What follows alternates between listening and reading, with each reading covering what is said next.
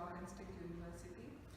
This video totally details about emerging technologies project, social networking interviews.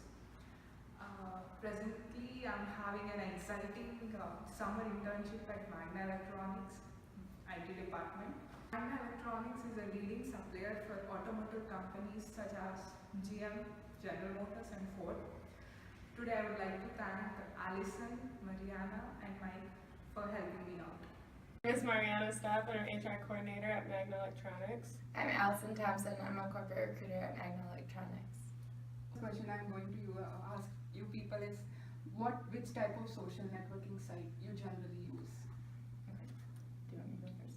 Okay, I'll go. For my job, I focus mainly on using the social media side on Twitter and Instagram. Do you want me to explain how? Yeah, okay. you can. So for my position, I coordinate any of the events that go on here on site and focus on the internship program. So with the social media, I like to post pictures and let everyone know what is going on. And from there, I notify Magna, Powertrain, and International of our events, and they spread it out to their connections, I guess you could say.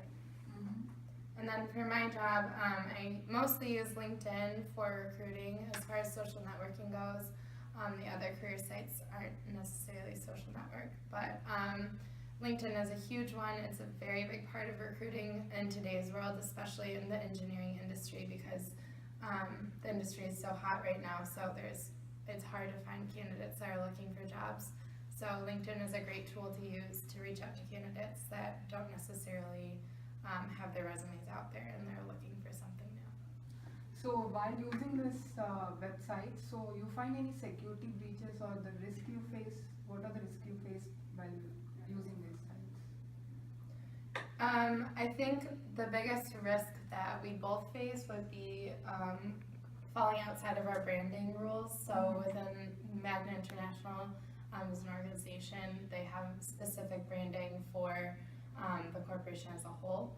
And recently we switched from being divided by division into under a larger international umbrella.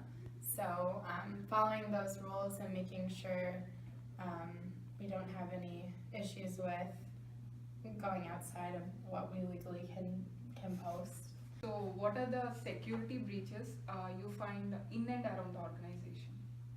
Okay.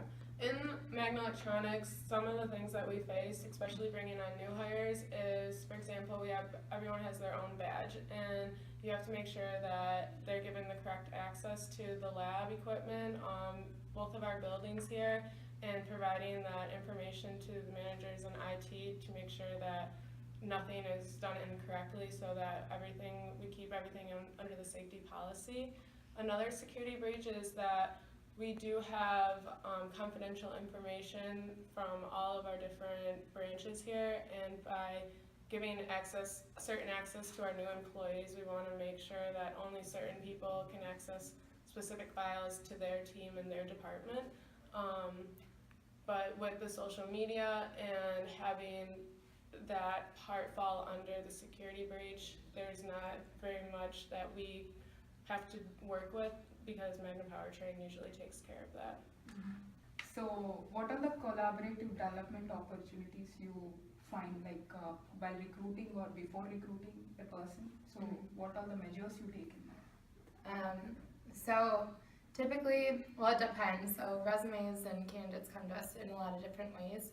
I would say if I have a resume that comes to me, I will always check to see if they have a LinkedIn page and make sure that the information on the LinkedIn page matches their resume. Sometimes that's not the case, so that's always a topic of conversation when I talk to the candidate. And then I also, sometimes people don't have as much information on their LinkedIn, so if I find them on LinkedIn, I'll say, can you please send me your resume and provide a little bit more detail. So it goes both ways with that. And then I don't know about our student interns. Do you do anything with that? With their interns after career fairs, like I said, I do post a lot of photos and making sure I'm using the hashtags and connecting with the students, but by checking up on the student social media. I think we could do a much better job. I don't know what other Magna branches do, but if it is available and we do have that information, we can search the students and find out what they post and what their interests are and connect to them in that sense, but also making sure that they'd be a good fit for the company. Mm-hmm. And finally, the pros and cons about the social media into the business purposes. So what do you find on that? In my position, it's definitely a big pro having LinkedIn, as I mentioned a few times, but it's good to find those candidates that aren't necessarily actively looking for a position. And then I would say a con for recruiting would be that you get an influx of people just reaching out to you because it's very easy to be connected, and so we don't necessarily have the right candidates reaching out to us, and they're, especially around internship time, there's 30 to 40 people that try to connect with me on LinkedIn on a daily basis, so it gets overwhelming and it's hard to keep up in that sense, but it's also a very helpful tool for me as well and the other recruiters on our team because it allows us access to more people in the industry. On my end, the best part about the social media is that this is like the up and coming, and the generations that are looking for jobs now, they use all the social media, so the amount of events that we go to promote Magna Electronics, that's something that is really important for us to get our name and brand out there, such as using the hashtag as Magna Next Gen for 2016, and then by using that hashtag, we're connecting to all the other Magnas and promoting Magna Electronics on another level. So that's definitely the pro for social media with the Twitter and Instagram. And it's nice to at least show people that we do fun things, like outside of just engineering and working all the time. It's, we went to, we had a corporate Tigers game last week, so different events like that. We have one a month, so it's good to show people that it's not work all the time, but a lot of the time. Great, thank you so much. Thank you for having us. Bye. Hi there, I'm Mike Robertson. I've worked with Magna Electronics IT for over 5 years now as an end-user support specialist. That's nice. So do the employees have access to the third-party websites, so access to the social networking sites and all? Yes, in our company we actually do have access to all those sites. There are no restrictions on any website that anybody can actually reach.